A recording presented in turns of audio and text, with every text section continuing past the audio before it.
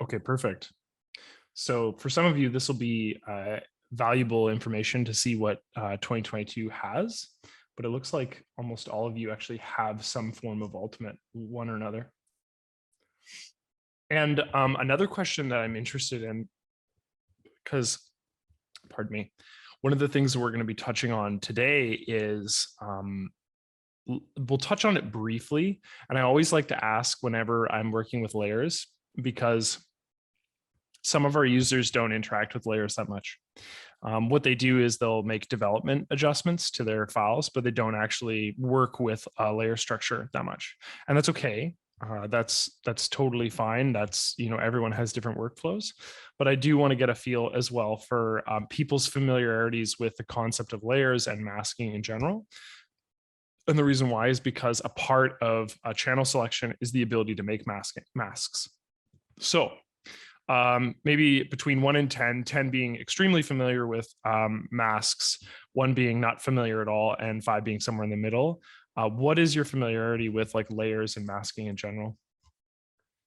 I've also done a ton of things to cover it recently. So hopefully people are starting to have a bit more familiarity with it.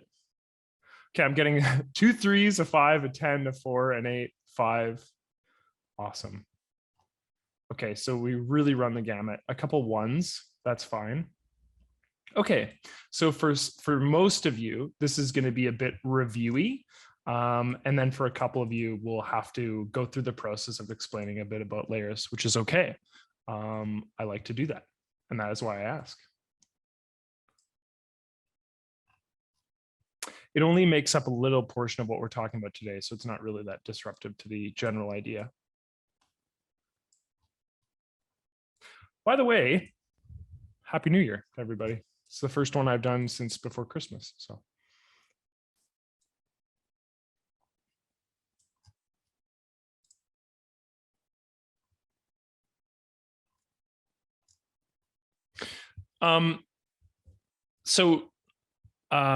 In this workshop, like I said, we're going to cover channel selections and the selection basket.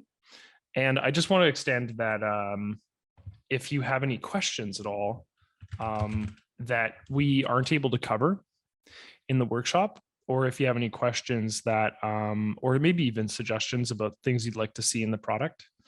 And importantly, okay, I've been doing a ton of tutorials recently on our YouTube channel, and I'm really looking for things to cover in those as tutorials. And so if it fits within the realm of something that I can do kind of quickly for a tutorial, we're talking about 5 to 10 minutes in a tutorial. Please email me with your suggestions, and I will prioritize your suggestions over our YouTube comments, because I do want to cover what you want covered. For me, the big one that I've been seeing a fair amount of that people want to have touched on is they want to have a bit more Mac tutorials. So I have that planned for some Mac tutorials. But that is, I'm going to try to sort of swap between Mac and our PC product. So I'm assuming most of you are probably more familiar with the PC product than the Mac product, and that's okay. But that's sort of what I have planned. Anyway, long story short, I really want to cover what you want me to cover. So if it's doable, please let me know. And my email is aprice@acdsystems.com. So that's me. And then, yeah, like I said, any questions or suggestions, even if you have some, support related question, I'll do my best to sort of direct you towards the person you need to speak to in order to get that issue resolved as well. But which is a lot of time just me touching base with either our developers, our QA department, or our support department. So I'm pretty easy going. I get lots of emails, and it's all good. I like to help people with their what they need help with. So.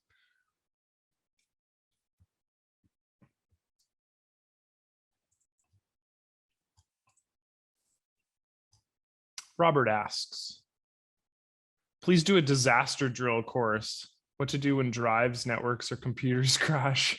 How to do a bulletproof database and metadata. A course and how not to worry. Interesting.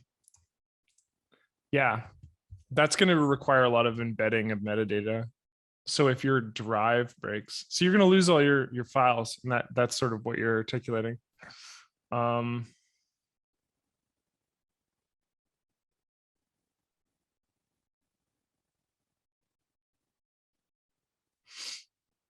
Yeah, I'll look into that. That's actually an interesting suggestion. I think I'd have to touch base more with our like some of our developers to get better ideas of it. I mean, obviously losing a database, or sorry, not a database, that's the wrong word. Losing a database is a challenge, but provided that you're embedding your metadata in your files, it's pretty recreatable. Things like categories and keywords are really recreatable. But losing like a drive, I mean, that's life-changing. You know, you could lose a whole bunch of information. Philip asks, please do a class on how to remove objects from a picture and or how to cut out a person from a picture to paste them in a banner or group. Yeah, absolutely. I've actually done this before, and I've been meaning to redo this this tutorial because I feel like I have new information now than when I did previously. But for all of these, please email me. I can write them down right now, but we're about to start a workshop. So it would be great if you could email me these suggestions, and that way I can prioritize them. And then Roger asked, I generally want to understand what channel selection actually does. When selecting a color channel, adjustment layer affect all color channels, unlike what happens when the same destructive filter applied to our one channel? Yeah, so hopefully we're going to answer this question today. Channel selection is basically a way of isolating a specific colored channel, and then you can do whatever you want with it, which is what we're going to be isolating and talking about today. The actual selection process in of itself doesn't actually do anything unless it's attached to an action. So we'll talk about that. Okay, let's get started. So channel selection is a component of edit mode here. So I'm going to bring this image here into edit mode. And let's have a look at our image first and foremost, and we'll talk about actually the channel selection process. I guess I could just hide selection basket for now. So right now what I have turned on is the eyedropper tool. And the reason why I'm going to use this eyedropper tool is because I actually want to have a look at the colors in my image, in the image preview itself.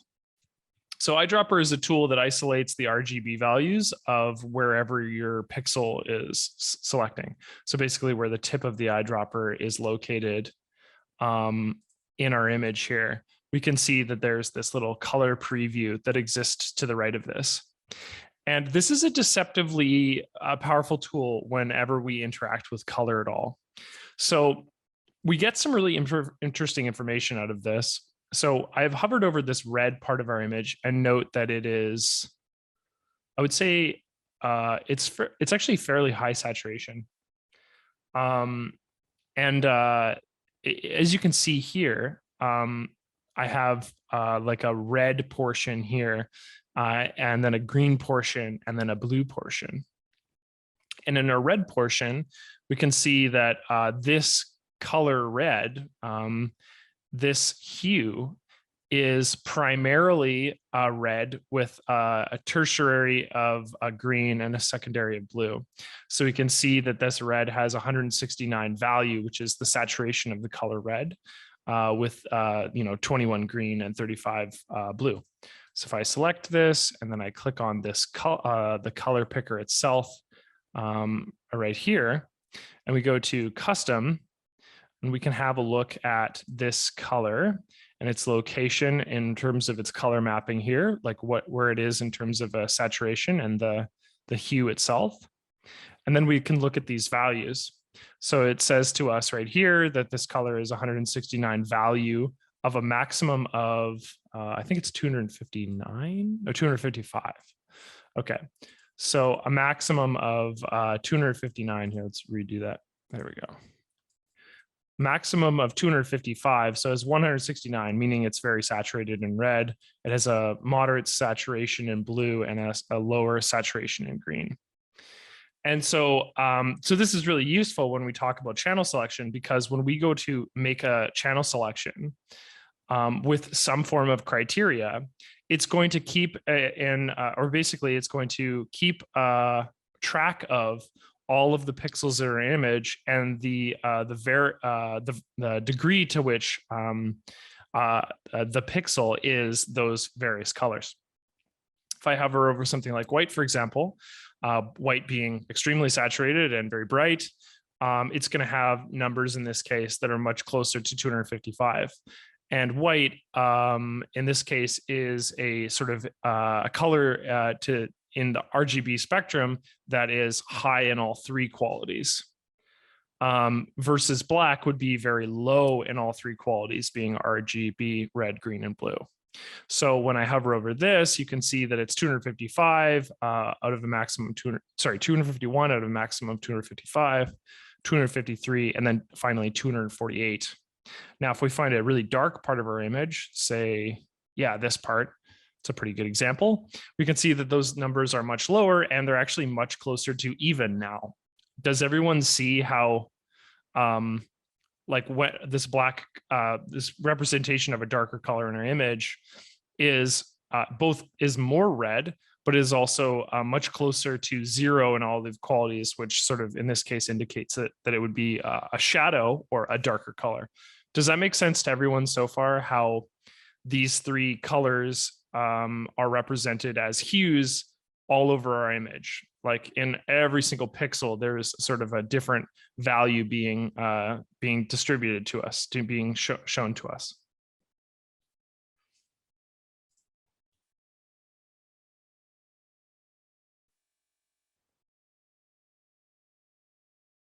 Great. Thank you, Roger, Brian, and Gabriel.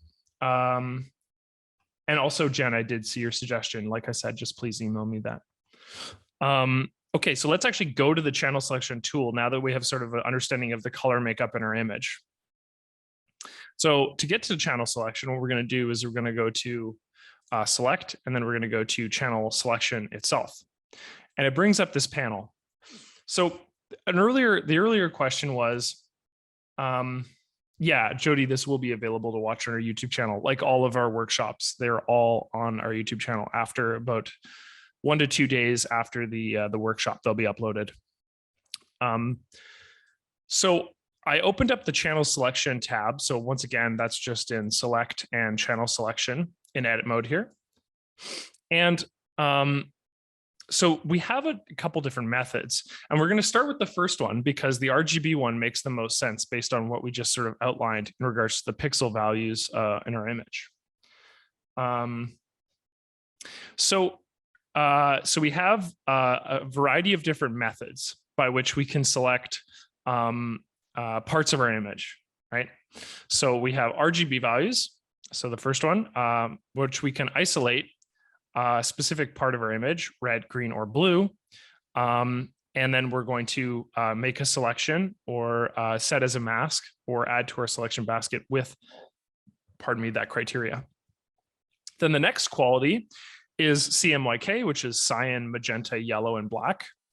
And there is probably in the background for ACDSee, there is an algorithm that is what it's going to do is it's going to convert these qualities, red, green, and blue, to cyan, magenta, yellow, and black. And so it's going to do a conversion process.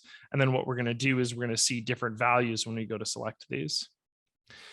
There is the third one here, which might be unfamiliar to some of you, but it's a color method called lab.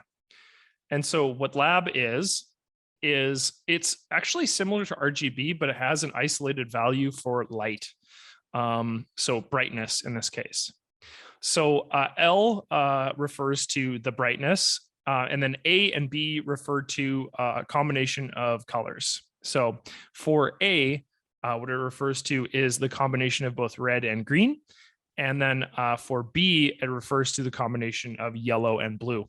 So lab is basically, you can think of it as RGB, but it has isolated, in this case, light, so brightness. It works very similar, but it pairs colors, and in this case, it adds the spectrum of yellow. And then finally, we have HSL, which is hue, saturation, and lightness. So HSL is going to isolate hue, so the actual color itself depicted in the image, followed by saturation, the degree to which that color is highly saturated, and then lightness, which is the degree to which a color is bright. So a color being bright in this case is a quality that is going to be higher in the scale than a color that is lower in brightness, which is going to have like a quality of 0. So what we're going to do is we're going to go through and we're going to sort of feel out how these selections do on their own. And then we're going to talk about inversions and levels in a second here. Yeah, so Roger asked a great question, and that is, I don't quite understand hue. So to understand hue, we're actually going to pop back into the color picker, and then we're going to pop back into the channel selection to talk a little bit more about that. So I'm going to just click again on the foreground color picker here, and this brings up this little menu here. And what I'm going to do is I'm going to navigate to custom. This is a pretty innocuous little tab, but it actually contains a ton of information. So we'll talk about hue, okay? So Roger, do you see this little, I guess it's sort of like a colorful rainbow colored strip that's on the right side here? So I want you to watch what happens to the quality right here next to H. So in this case, H is represented by 60, saturation is represented by 5, and the brightness is represented by 252. But when I take this little strip here and I take this arrow and I actually move it through this hue slider, that number increases or lowers. So hue, when we talk about color, we're using a lot of shorthand jargon, okay? But when I say hue, what I mean is hue is the actual true color at its like most vibrant, most exemplary. So when I say hue, what I'm referring to is this spectrum of color. So when I change this, so example, for the way that ACDSee recognizes red, in this case, so a red that is closer to the orange spectrum than a red that's closer to the pink spectrum, it recognizes it as a quality of 0. Whereas yellow, if I move this slider up, is recognized as a quality of 40, whereas green is recognized as a quality of around 80, whereas cyan is recognized as a quality of about 120, whereas blue is recognized at 169, whereas purple is recognized at 199, whereas pink is recognized at 229, and then finally, all the way back to the very end of the spectrum is essentially red, the closest to the pink spectrum, and then it wraps around again to 0. So the takeaway from this is that hue is the true color, and then we have this black window here. And this provides us with a bunch of different information. So we're now going to ignore this little column here, and we're going to talk about brightness. So brightness is the degree by which a color is closer to, or rather has white, contains white, or contains black in this case. So low colors with low brightness have a quality of 0, whereas colors with a very high brightness have a quality of 255. So this number, again, just being a sort of algorithmic number that allows us to determine what color something is at any given time. So as I move this slider, it's hard to see here because it's all on the left-hand corner here, but as I move this down, what you're going to see is that number where next to the brightness here is actually lowering. So it's the same hue. We're still in this red hue value. That number is not changing. But what is changing is that brightness value. It's actually going down as I get closer to black and going up as I get closer to white. And then saturation provides, this is sort of like a 3D perspective in this case, but saturation is what happens when I move this color closer to its true hue. And so what we're doing is we're adding light, right? And we're sort of adjusting that value. So a value that's highly saturated is going to have a value under 255. And for example, a color that is lower in saturation, you can see that color right here, is going to have a different value. In this case, a value of half of that almost. Roger, is that making more sense? When we talk about hue, we're referring to this spectrum here, which is determining basically what color we're working with. And then what we're basically doing is we're adding the qualities of saturation and brightness. So Roger says, okay, get it. All colors are divided in 256 hues. Correct. Main color value within the total range, total number of colors, H times S times B. Yeah, you got it. Totally. And I feel like this is just good catch up in general for people. So, and then like I said, the way that colors are projected in mostly when we're working with screens, okay, colors are projected towards you in a value of RGB. So they're being produced with, okay, so this color has a value of 159 red, 41 green, and 43 blue, which if we look to the RSB values, kind of sort of are denoted here. So let's just change our color up here. Let's go to blue. So go to blue, and I'll just put it right dead in the center here. So we've got this very kind of cobalty looking blue. So it has a red value of 64, a green value of 80, and actually a blue value of 137. And then if we reference our, our HSB here, we see some really cool information. Okay, so we know that the hue value is 161, which lives somewhere right here. Okay, we know that the saturation is about 130. It's actually dead in the center here. So the saturation and the brightness are going to be really similar. But the saturation value is 133 and the brightness value is 135. So that's what we get is this slightly gray looking blue color. Yeah, and so every time we choose a color using RGB, we're basically thinking of it in this way. We're sort of combining these three values to end up with a color. And then finally, I guess while we're in this mode and we're talking about color, we might as well add the fact that each color, okay, in combination with its saturation and brightness and etc., has something called a hex code. So this hex code is used by designers a lot. So this is sort of how I familiarized myself with color when I started as a graphic designer years ago, because you'd use these colors to denote this exact sort of combination of red, green, blue, brightness, saturation, and hue.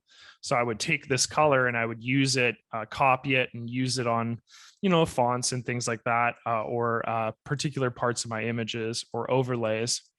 And that's how I would sort of find a color, is I would use this hex code in combination with these. So, okay, let's go back to channel selection now that we have a better understanding of this. Hopefully that was helpful and not just super what's the word for repeat for people, but it's a great question and I wanted to tackle it. So, okay, back to channel selection. Oops. Okay, so let's have a look at each of these channel selections independent of their levels of or inversion. We'll add this in a moment, but let's first take a look at this. So channel selection pops up, you have this little menu and you have these options. So these little modal buttons here denote a value. This is what we can click on basically to select a part of our image. And depending on what colors you have in your image, you might actually want to play around with sort of different methods of selection. In the case of our image here, we have a lot of red. And then that's maybe something that we want to isolate. So I'm just going to set this aside for a second, and we're going to talk about what we're going to try to do here. So here's the goal. So earlier, someone asked me about, well, what do I do with this information? We're going to do two things with this, okay? What we're going to do is our goal here is to take our image of these there's leaves. And what we're going to do is we're going to isolate them from the background. So we're going to get rid of this white part of our background here as best we can. And then what we're going to do is we're going to take the same image. So that'll be our masking method. And then we're going to do something different, which is we're going to, again, isolate this image, but with the goal of just using an adjustment layer and not getting rid of this, not masking out this white area. So channel selection is not available in 2021. This was a addition for 2022. So what we can do is we can have a look at these base values and see what they select. So I'm going to click red here. And what it's going to do is when I click red, it's going to select all of the parts of our image with a degree of opacity equal to how red something is. So what I'm going to do is I'm going to set this as a selection to really show you what I mean. Actually, you know what? Let's set it as a mask because I think this is going to be a better way of illustrating it. So I'm going to click red and I'm just going to set it as a mask. And this is just an example. And then what I'm going to do is I'm just going to invert that. There we go. So what did I just do? Okay, so what I did is I selected all the red in my image. I just want to make sure that I didn't click invert there. Yeah, okay. I select all the red in my image and I set it as a mask. So what it's going to do here is it's going to take my base image and it's going to add this mask. So a mask is when you've isolated a part of your image and you've turned off a part of your image and turned on other parts of your image. So a mask in essence, and this is what I was talking about at the very beginning of the workshop when I was talking about sort of masking and people's familiarization with layers, is this, okay? I'm just gonna quickly fill this blank layer with red. I'm just gonna take a blank layer, fill it with red using the bucket tool. And what we're going to do is we're going to do the exact same thing we did to this image, which is add a mask. But the difference is I'm not going to make any channel selection for this. So I'm going to take my layer here. I'm going to click on mask. And I'm just going to quickly illustrate what I mean when I say masking. So this mask right now is white. A white mask means that it is turned on and that what is contained within the mask is visible to us. If this mask is the opposite color, black, what's going to happen is it means that it is turned off and that everything that is contained within the mask is now invisible to us. So we can see that red is now invisible to us because the mask has been made black. Now, masks are not binary. Masks can be a variety of different things. And a good way to illustrate this is to take a brush, okay? So just a regular old brush. And what I'm going to do is I'm going to change the foreground color of my brush to be white. And what I'm going to do is I'm going to brush on my mask with this white brush. Now let's reference our mask thumbnail briefly. Our thumbnail is located right here. And earlier we set this mask as black, which turned the red color off. But as I brushed on white, it actually turns on that part of my image, as you can see referenced by the thumbnail itself. Again, the black part of my thumbnail, it means turned off, and the white part of my thumbnail means it's turned on. So what's going to happen when we make something like a channel selection, right, is here's on a macro level perspective, here's what we're doing. We're saying to channel selection, I want you to select the following quality. And in the case of the previous image here, that quality was red. And then what it's going to do is when I go to set it as a mask, it's going to assign a percentage of opacity or transparency based on how red something is. So if something is 255 red, okay, the opacity will be fully opaque. If something had a red quality of 0, it will be transparent, meaning it will be turned off.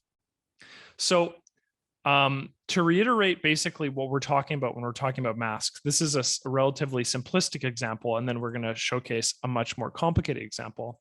But masking is a way to isolate a part of your image from other images that are on that are in your layer panel.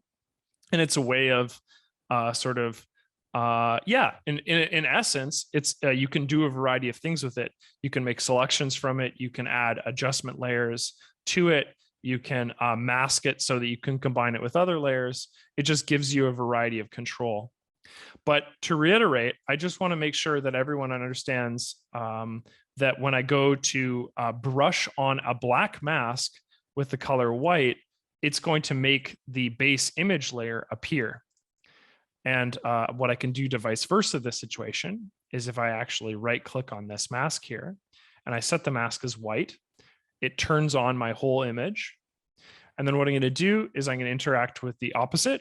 In this case, I'm going to brush on black in this case. And you can see that the inverse of that is now represented in the thumbnail. There's a black box, which means I have turned that part of this red off. And then the rest is all white, which means that it's turned on.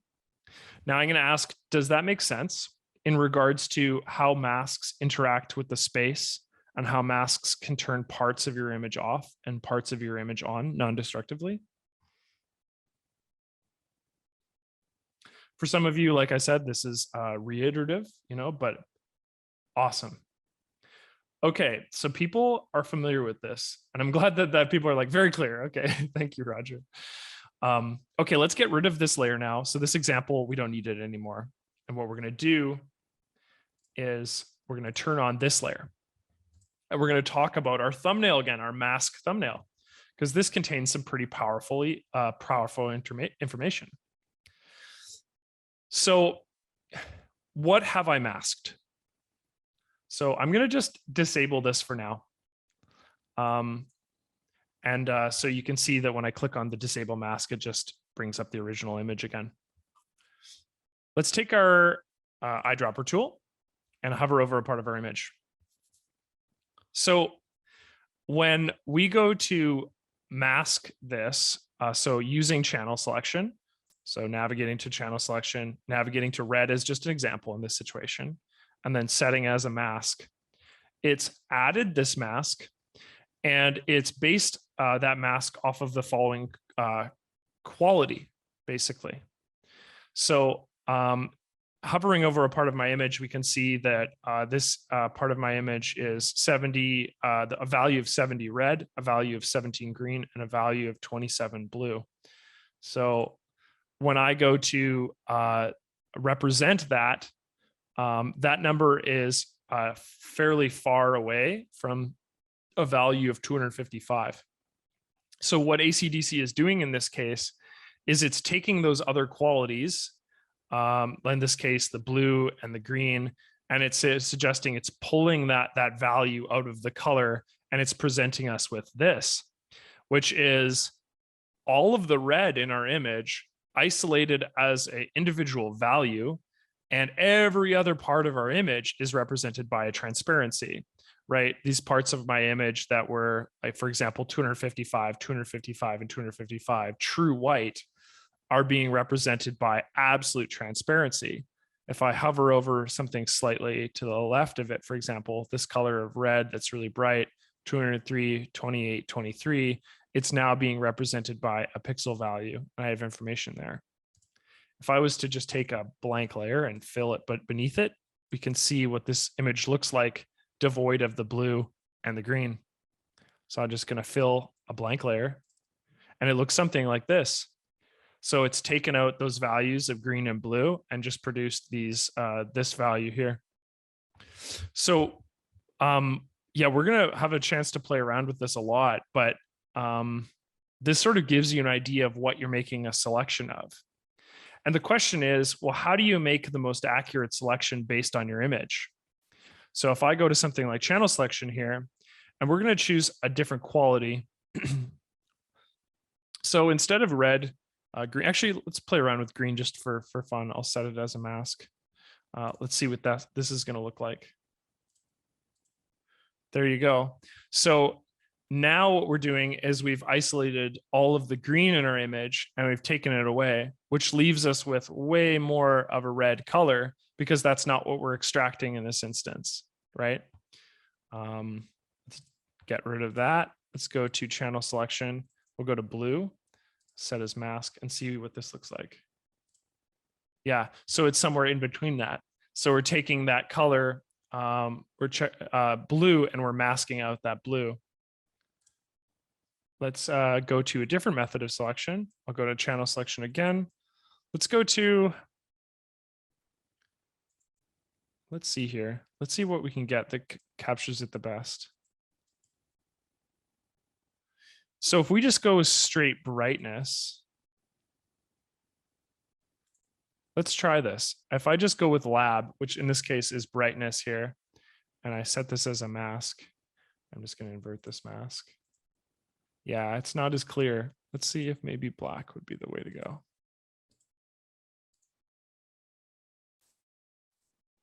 Oh, that's really good.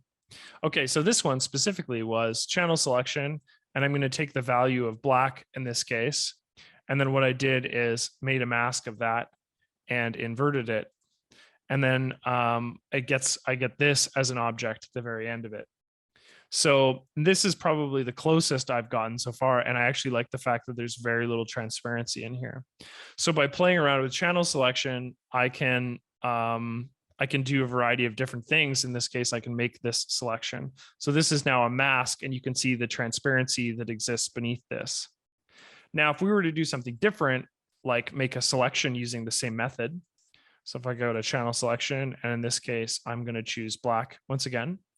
And in this instance, what I'm going to do is I'm not going to set it as a mask like I did earlier. What I'm going to do is I'm going to set it as a selection. And then when I do so, you'll notice that the selection overlay comes up. For reference, selection overlay is, if I go to select and overlay options, you can see that I have selected or set a selection highlighted value of red. So I just see that rather than marching ants. Some people might have marching ants as the default. And I just want to let you know that I always change mine to selection highlighted because I find it a bit easier to work with. So just in case you have marching ants as your default, just so you understand that that's the same in this case. So I've made an active selection of the black in this image. And let's see what happens when I go to adjust the vibrancy.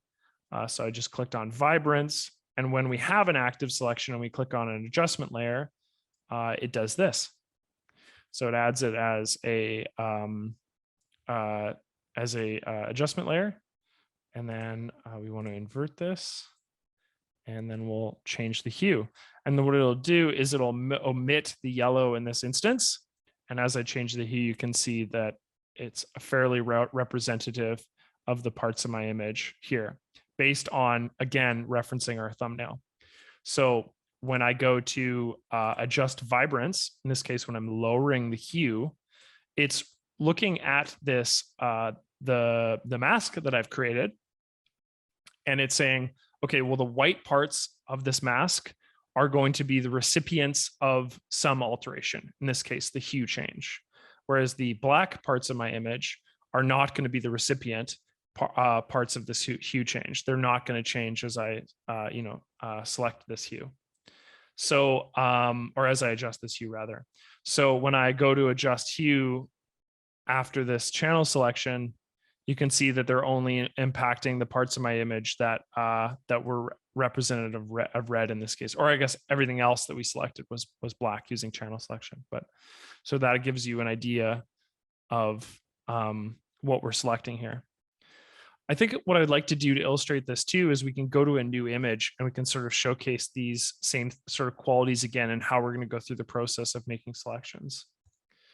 So I'm going to navigate to this cloud image that I have here. And this is a good example because it has more than one variation of colors. It has pink, it has blue. And then so we can do something with this quality too. So I can go once again with my new image, go back up to select and channel selection. And our mask is telling us some really valuable information. So this mask thumbnail right here is the same as the one that will appear right next to your image right here. So if I just take this RGB selection here, what it's going to do is it's making a selection, right? It's going to select the red part of the image, which correlates to roughly the red part of my image here. The parts of my image that have red in their values. So what I can do is when I set it to RGB, a value of red versus something like blue, which would be the exact opposite of this, right? it's going to select all the other parts of my image. Now they're now represented with a grayscale, which means they have some degree of saturation in blue and other colors. And it's going to showcase that. Again, clicking on red, and if I go to set as a selection, it sets that selection in and around the red part of my image. And then from there, I can do all sorts of things. For example, I could set a curve adjustment. A curve adjustment is being applied to the thumbnail of my cloud. So, and actually, it really sets the contrast really high in this image here. But so when I go into channel selection and I select some form of value, oops, I can't channel select on an adjustment layer itself, but only on a base layer. But when I go to channel selection and I sort of determine what that quality is that I'm looking for, then I can go forward from there and I can do something with it. So earlier when somebody had mentioned, okay, I know that I can use this channel selection to select something in my image, but I don't know from there what I would do. My point is basically what you can do with it is these two things. You can set it as a mask or you can set it as a selection. Once you're happy with whatever you've isolated in the method by which you've isolated it, that's what you're going to do. You're going to set it as a selection. And in the example I provided, when I set it as a selection and clicked on an adjustment layer, it maintained that part of my image, but it gave me the ability to make a vibrance adjustment or a curves adjustment on exactly that part of my image that I've made a channel selection of. Versus when I set it as a mask, what it does is it masked my image. It simply added a mask to my image, which was cognizant of what I was selecting. And then from there, I can invert that mask. I can do with whatever I want. So for example, if I clicked on red here as a channel selection, and I invert that, and let's go to setting as a mask. So what it's going to do is it's going to invert that process. So it's now represented in a mask here. That and the cloud part of my image is black, which means it's turned off. And then the white part of my image, the clouds in this part in my image are turned on. So whenever you're working with channel selection, you're choosing a method by which to isolate, and these qualities have different values. So, like I said, a channel isolated of red, a channel isolated of green, a channel isolated of blue, channel isolated of cyan, which is a mixture of, I guess, in this case, blue and green, a channel isolated of magenta, which is a combination of both blue and red. Channel isolation of yellow, which is green and yellow and blue, and then black in this case, which is a channel isolated of very low low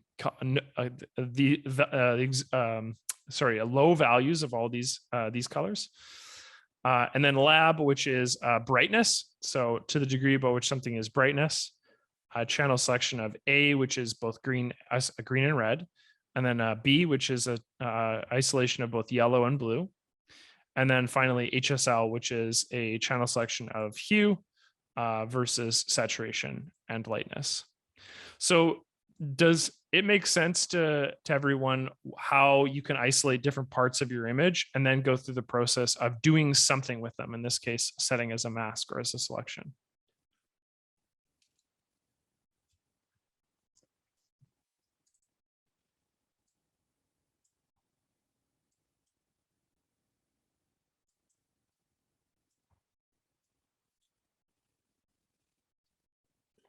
Mark said, yes, it's very powerful. And I agree. Okay, so Brian asked a good question. That's when to choose a mask versus a selection. So Brian, can you give me an example of like a workflow that you do often in ACDSee when you're sort of tweaking colors? Can you just give me an example of something? Just type it out and I'll answer, because I think we can sort of isolate which when to use a mask versus a selection. Okay, so landscape against a boring sky. Okay, let's go find a boring sky. And let's do that. Let's let's assess that this is a boring sky. I think that's fine. Yeah. Okay, we're going to take this image here. I'm going to bring it into edit mode. And so what I'm going to do is I want to make some sort of change to boring sky. Okay. But what I don't want to do is mask the sky out. Unless I'm putting a new sky in altogether. Roger said, sometimes I use mask to build up selections and stages because mask can be added, subtracted, or intersected with other selections, which is very true.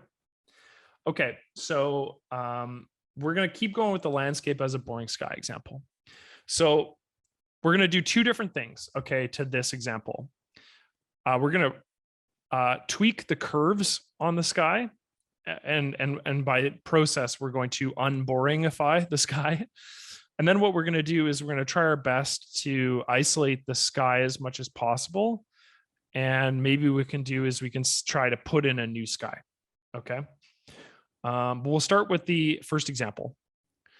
So I'm going to go to select, I'm going to go to channel selection, and sky is primarily blue. So let's see if we can find a method that isolates this. So blue.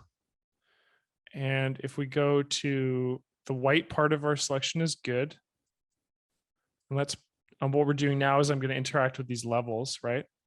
I'm just going to pull those over until most of the landscape itself is really dark. And the reason why is because hopefully we won't interact with that. We're only going to interact with the sky. If I invert it, so that's going to be black. Okay, that's looking pretty good. So I've selected an RGB value of blue, and I've adjusted the levels until there's a high degree of contrast between. There's very little gray in this area. It's just mostly black. And what I'm going to do is I'm going to set this as a selection, and let's see how we did. Okay, excellent. So we have set a selection of the sky in our example. Brian, do you see that I have a red color over top of my sky now? And what that indicates to me is that that sky is selected. And again, for the benefit of those of you that use marching ants, it looks like this. Okay. I just want to make sure you see that. Okay, awesome. You use it instead. Great. Okay, so we have that. And then let's say that your traditional workflow would be to do some sort of curves adjustment. Okay. What I'll do is I'll go down to curves, and I'll take, you can see that my curves mask now represents the exact same thing that my channel selection was on. So I'll just pull down the, the darks. I'll set the midtones, and I'll raise that. So I've added a curves adjustment. So this is me in quotation marks fixing a boring sky. Okay. And then what I'm going to do is where I'm getting to, and what we're going to talk about in a second, is selection baskets. What I'm going to do is I'm just going to copy this mask itself. So I'm going to take the mask, I'm going to copy it. And then what I'm going to do is I'm going to add, let's say, I don't know, let's add a slight, you know what? Let's add a slight gradient map. That might be fun. So I'm going to add a gradient map. I'm going to right click on my mask. I'm going to paste the mask I copied. Okay. And then the shadows, let's make them sort of that color blue right there. And the highlights, instead of yellow, why don't we make them like more of a sort of a very light purple color like that. And then what I'll do is I'll dramatically lower the opacity. And so what that gives is my sky the appearance of a slight pink sort of color in the highlights there. So, I mean, obviously you can do whatever you want to your sky, but the point is what I'm trying to illustrate to you, Brian, is that I have used the channel selection to make a selection, right? And what I mean by that is I literally clicked on set as selection. And then that set as selection gave me the space to do whatever adjustment layers to that sky that I wanted. Okay. Let's take this exact same function, but now let's just get rid of the sky. Let's mask it out entirely. Okay. So that's example number one, a landscape against a boring sky. Let's do example number two. So I'm going to go select, channel selection. We're going to go to blue again. And what we're going to do is we're going to do the exact same thing. I'm going to pull this over until I can see barely any black there. And I'm going to set it as a mask.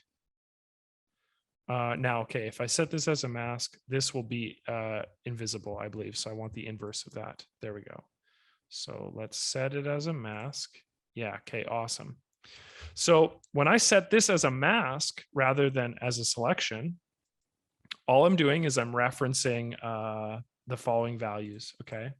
So I'm gonna go back to channel selection, gonna go up to channel selection here. I'm gonna go to blue because blue is the primary color that I want to interact with. I'm just going to interact with the levels here until the levels are fixed. And then I'm looking at this film strip. Sorry, this, not a film strip. I'm looking at this thumbnail. And what does black mean? Chat? Remind me what black means when it comes to masks.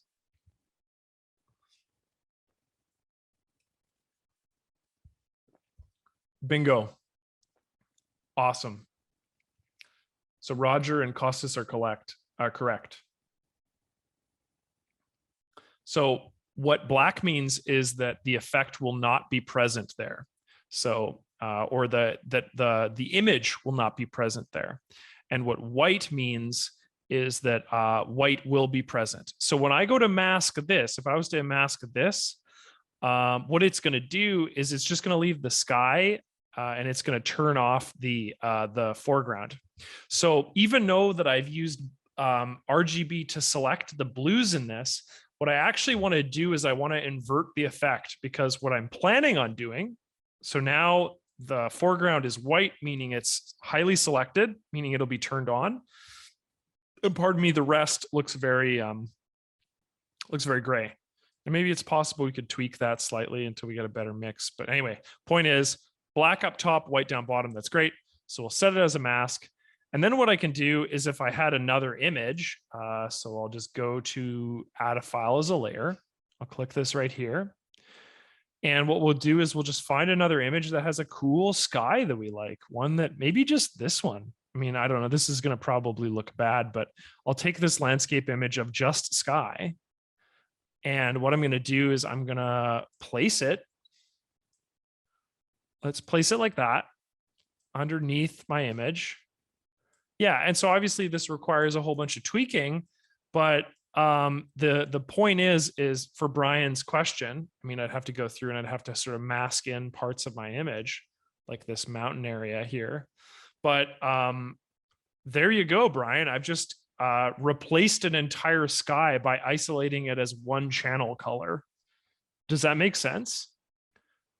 That I've taken the blue in this case, channel selected as best I could, and then inverted that channel selection to just straight up replace the sky by using a mask. Okay, awesome. So Brian just said super helpful, shows the difference between selections and masking. Okay, let's do this exact same process again, but now let's use the selection basket because it's the one thing that I have yet to talk about, and it's a huge component of what I wanted to talk about. That being said, it's actually not that complicated. So, and yes, of course, Robert, this will be available on our YouTube for you to review. So, yeah, so Costas, so if I go to take this mask here, and you're right, the boundaries need a lot of work, right? I can do a couple things. So I'm going to take this, the mask thumbnail here, and I'm going to zoom in. And as you can see, there was mountains here. They're not there anymore. So what I can do is I can take this thumbnail, and all we're going to do is we're going to draw on white. And why I'm drawing on white is because I want to recreate what was removed in this case, which was a little mountain. Do you see that when I draw on white, what it's going to do is it's going to draw over the part of my image that we previously masked out. Now what we're doing is we're using masking to manually draw in a part of my image. And so obviously that's going to look a lot better than that weird fuzzy part here that we struggled to mask out. So I'm just using white brush and I'm just going through and I'm fixing it, and I could spend a whole bunch of time with this and get a really cool combination of colors. So there's an example of what that would look like. Now, what I can also do is I can take a mask, select it, and you'll notice that there's a feathering function. I can feather a mask, and what that does is it provides like almost like a steamy sort of gradient between itself and the image that exists beneath it. Basically, what I'm doing is I'm feathering the edge of it. And too much feathering obviously looks a bit hokey, but a little bit of feathering and it'll sort of make that white appear on the edge of it right there, which is taking the sky that was the part of the image that we masked out, and it's just allowing that to come through in a very, very minor way. Now, what I can also do is I can always just put a photo effect over top of my image. So I'll choose a photo effect that maybe makes sense, like, yeah, sure, instant photo effect, for example. I'm going to lower the opacity, and just by use of a single photo effect, it almost does this because I'm combining the photo effect with the two images here, the images of both the landscape image right here and then the landscape that exists beneath it. What I'm getting is this this application of the photo effect on both images, and it gives it's a good way of homogenizing an image, I think, especially when you're working with two images. Cameron asks, say for instance, there is a prominent blue in the lower portion of the image. How would you isolate this only the sky? Yeah, okay, so let's say, for example, in our example that this road was blue, okay? So what's going to happen is it's going to look something like, when we go to mask it, it would look something like this. Let's just get rid of this other landscape for now. Cameron, do you agree that this part of the road is very blue? Well, if you do agree with that, what you could do is we've isolated a really good portion of the top part of our image here that we wanted. And let's say you wanted that road, that blue road, to still be present and visible and in essence turned on. What you could do is you could take your thumbnail, okay, make sure you're clicked on the mask, and all you would do is you would again, you would use the brush tool to brush in that part of your image. So you're just going to go through and you're going to brush in any element that you feel should be visible, especially if you've gone through the process of masking it out in another area. So what I would recommend is, yeah, so in this case, keep in mind that the part of my image that I want, okay, is white. So at the bottom of my image here, so before it looked like this.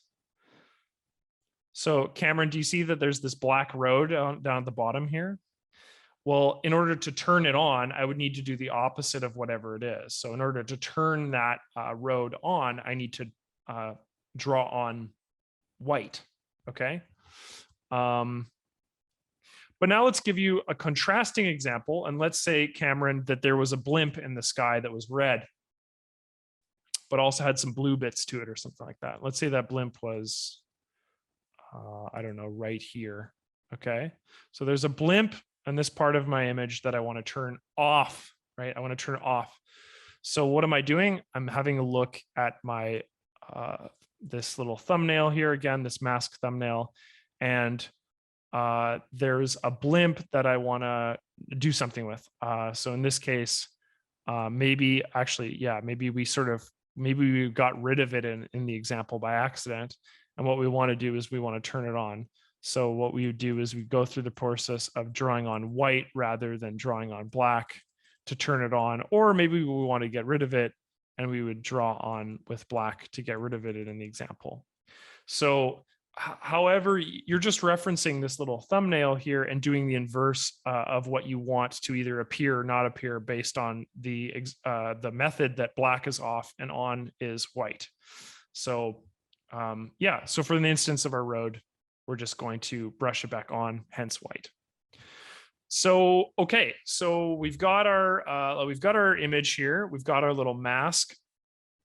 Let's go back to channel selection for a moment here, and we'll talk about channel selection once more.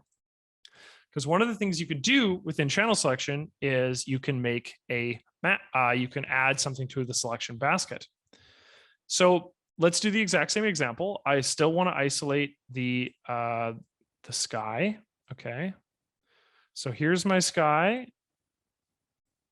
There we go. Sky isolated. Instead of setting as a mask or setting as selection, let's save in selection basket. So I'm going to click that. The selection basket pops up, and this is basically a place where your selections live. And these can be applied to layers and to adjustment layers. So I've saved saved it in the basket using channel selection. And when I have selection basket active, so I can bring it up by going to, if I turn it off, I should be able to turn it back on. So if I just go to select and selection basket, that brings it up. And then there's a bunch of different options here. So the first 4 options interact with your layers in some way. The other 2 examples here, the example of add current selection to the basket, will add an active selection to your basket. So in the example here, or let's just go to the selection brush, and we're going to make a circular selection. So here's a selection in my image. Actually, you know what? Let's, for fun, let's select the road. Let's do something a bit more practical. So I'm going to turn on my brush selection.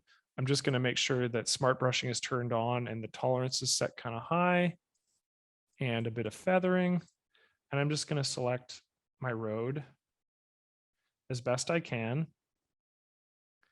And then what I'm going to do is, now that I have a road selection, I'm going to add this selection to the basket. So what I'll use is these 2 buttons down in the bottom right-hand corner here. One adds a mask. So if you had masked this out, basically if you were to click on this little button down at the bottom left here, it would take the mask that existed right here and it would add it to the basket. But because I have an active selection, what it's going to do is, with an active selection, I can click this little button right here, and it says add the current selection to the basket. So I click it, and boom, there my selection, my road selection is available. And then what I can do is I can just deselect. And then what I can do is, let's add a new layer. Let's add a, what are we going to do? What can we add here? Let's brighten the road. How's that sound? I'm going to put an exposure on my image here.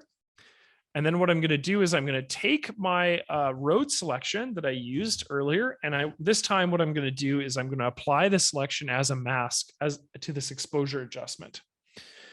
So what I can do is make sure that the road is selected. And then what I'm going to do is I'm going to set this selection as the mask of the selected layer. So the selected layer is exposure 1 and the mask is road. Okay. So I'm going to click this, and now my road has a white mask here. So the road is white and the rest of my image is black, which means that the exposure effect itself will just be applied to the white area. So when I increase the exposure, I don't know, say lower the contrast or whatever, you can see my road change. Does everyone see how that affects just my road layer? And it's all because I used my selection basket to apply that.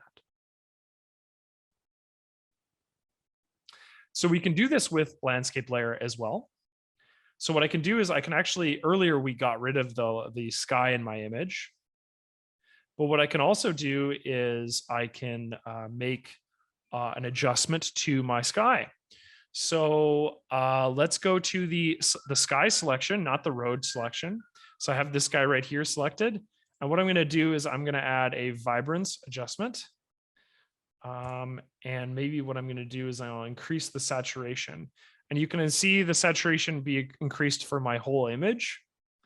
But when I take this selection right here and I click on the set the selection as a mask of the selected layer, now that saturation adjustment is only being applied to the sky. So I can just totally isolate that one part of my sky and increase the saturation. And I can even change the hue to red and make it look like a wild and crazy sky. So this is an incredibly powerful tool. Like before, what you had to do is you'd had to manually go in, make this selection. Then you have to save it to the layer.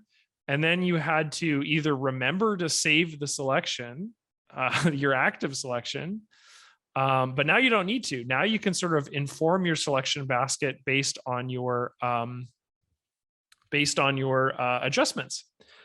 Okay, so let's do something different here. Let's fix the sky so it's not bright yellow, red, I mean.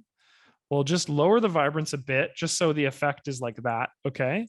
So now we have blue. Great, I love it. Now what we're gonna do is I'm going to duplicate this layer. Then what I'm going to do is I'm going to click on the vibrance, and all I'm going to do is I'm going to invert this. Okay. So I'm going to click on the mask thumbnail itself, this guy right here. I'm going to invert it. You'll see that that effect is now applied to my, my foreground, the mountains and stuff. And that looks really ugly and I don't like it.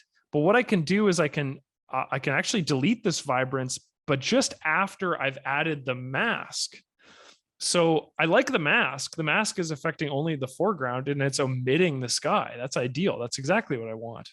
So what I'm going to do is I'm going to take this mask thumbnail, and this time I'm going to click the second button here, which is the add the currently selected layer mask to the basket. So it's added to the basket. Boom. I have an inverted version of my first selection. Does everyone see that? Do you see how the white and the black are inverted from the previous example?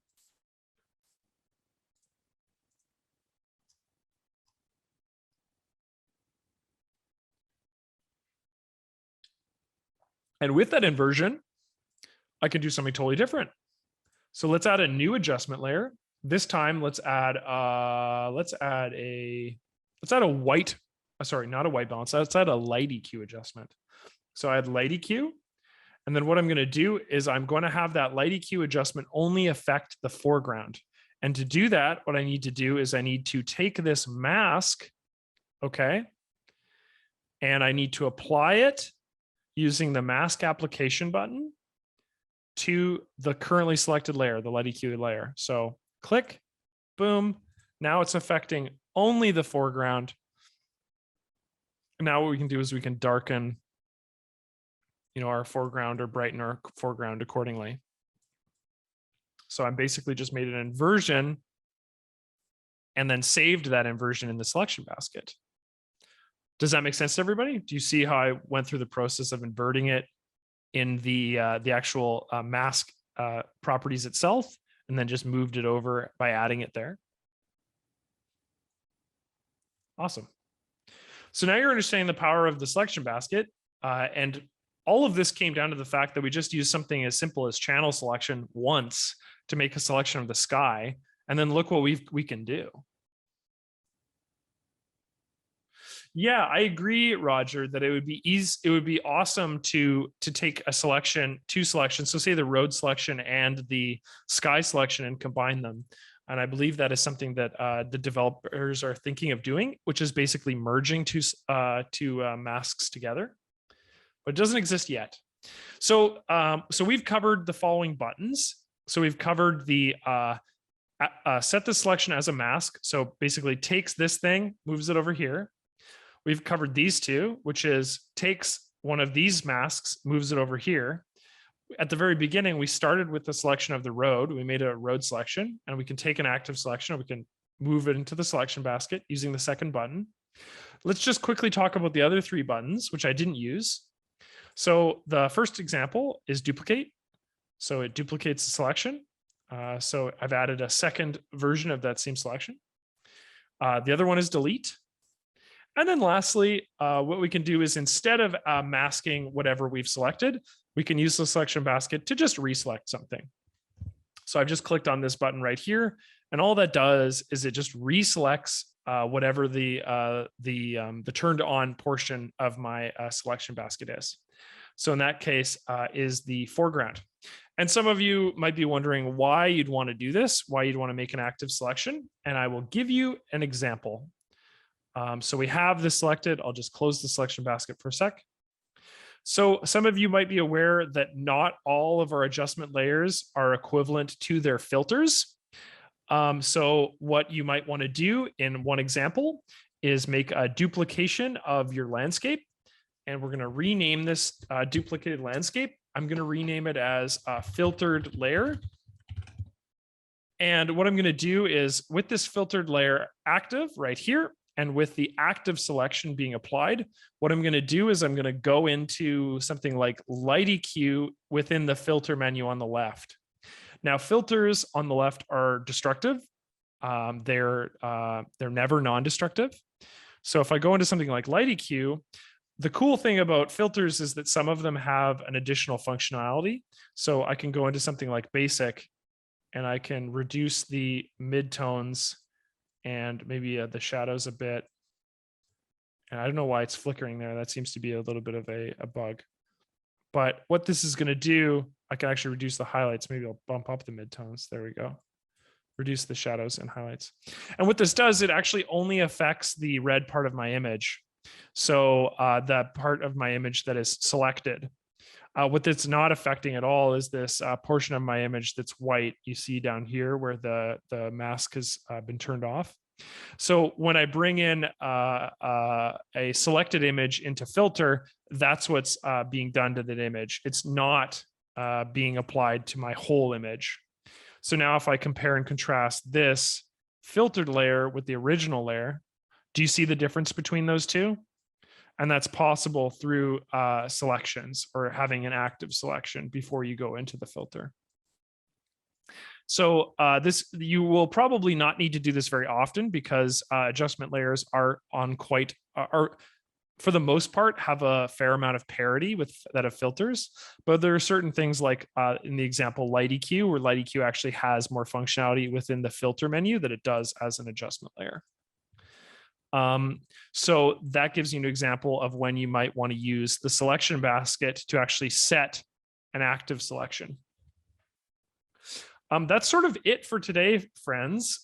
If you have any questions, feel free to ask them. Like I've mentioned a couple times, this workshop is going to be going up on our YouTube page, so you can rewatch it. As a lot of the concepts we've covered today, I try to cover as succinctly as possible. But they do require a little bit of revision. Revision, because these are complicated themes. But so it'll be up on our YouTube page within the next couple of days. I might actually try to get it uploaded today. Hopefully that gives you an idea of the power of channel selections and the usefulness of selection baskets and how they can be applied to making multiple edits to your images. Don't be a stranger. Please email me. I'll enter my email again, actually. price@acdsystems.com. For those of you that made suggestions for either tutorial content or workshops, please email me. Please, please, please. Okay, thank you. Costas, thank you, Adam. You're welcome. Thank you as well. Mark, thank you, Adam. And again, thank you. Brian, for sure, we'll watch again, but very helpful. I'm glad, Brian. Sean, thank you. Thanks, Bjorn. Thank you, Barry. Thank you, Linda. Robert, thanks. Looking forward to watching this slow-mo. Yeah, fair enough. An hour goes by quick, Robert. Thank you, Adam. Very useful. Awesome. Roger, thank you. Robert asked, do selection baskets stay with the file? That's a great question. No, they only apply to the active session, Robert. So if I navigate away from this image, even I think if I save it as an ACDSee file, let's just go through the process just for funsies. I believe the selections are omitted upon leaving the file. So I just saved this as an ACDSee file. Let's just see if our selection basket, yeah, I think it's wiped. So just be mindful that it only applies to the active section. Active session. Now, that being said, if you've saved your file as an ACDSee file, keep in mind that selection baskets are extremely easy to reproduce, right? Because if I have these okay, there it is. There's my vibrance one. I'll just do that, recreate that, boom, recreate this, boom, recreate that, boom, done. As long as I have active selections or masks, sorry, if I have active masks, then I can recreate those things. Yeah. So to the answer to your question is no, their session, they only apply to the active session. But if you save your file as an ACDSee file, when multiple layers are concerned, they are easily recreatable. Alan, thank you. Annette, thank you. Gabriel, thank you as well. Donald, thank you for participating. H.E. Huberts, thank you. Jim, awesome. You don't see my email? Well, I'll enter it again for you. Oh, you don't see my email because I haven't been sending it to you guys. I'm so sorry. I've been sending it to myself accidentally. aprice@acdsystems.com is my email. There you go. Finally, sorry. Roger St. Pierre asked, do you have time to talk about the color panel? What can I use it for? Not much you can do with it, I can see. By color panel, do you mean this? Do you mean this, Roger? Yeah. So Roger, when I interact with this color panel, do you see, here, I'll just click on this landscape layer. Do you see my foreground color change? This is primarily its functionality as a quick panel for the color picker. Yeah, no, it doesn't have the RGB value of functionality that something like the color picker does within the custom panel. I'm going to be honest with you. I don't use the color window. I just use the color picker. And the reason why is because it has a bit more in-depth options. This color window is in ACDSee because it is a legacy function that users want to have access to that have been using ACDSee for longer than I have. I think for some reason the color window was of value to older users, and I think it's been held into a legacy function. There may be some other things I'm misunderstanding about the color window itself, but just because I don't use it very often, I have a little less of an understanding of it. Feel free to just use the color picker. And what you can do is you can take this color window and you can actually just turn it off if you don't use it. But hopefully that answers your question. Sorry that there isn't more functionality to it. It's maybe something that could use a little bit of improvement, because then it would provide a little, like if it had just a little HSB, RSB or RGB values underneath, then I think it could be more repeatable and more useful. Even if it just produced a hex code for you, I think that'd be pretty cool. That might be more of a gemstone function for designers rather than for photo editors though. Jim, you're most welcome. Thank you. Okay, Sanford asked a question earlier that I've been trying to sync with my mobile. It doesn't work. Yeah, sorry. Hopefully you had some luck with that, Sanford. Some people struggle to connect. Ken, awesome. Thank you. Andrew. Okay, so once again, my email is aprice@acdsystems.com. Email me with any suggestions, feedback, questions regards to the software. If you have a couple support questions, I'll help you find or help navigate you down the road in regards to that. If you have a suggestion for ACDSee that you'd like to see in the product, please email me. I send those to our developers. We have a fairly small team at ACDSee, and that allows us to provide that feedback directly to the developers quite quickly. And a lot of the feedback that I get from workshop attendees is prioritized. But that's it for me today, everyone. Like I said, this will be uploaded on YouTube, and I'm going to turn off my mic now, and I hope you have a great rest of your day. Thanks again.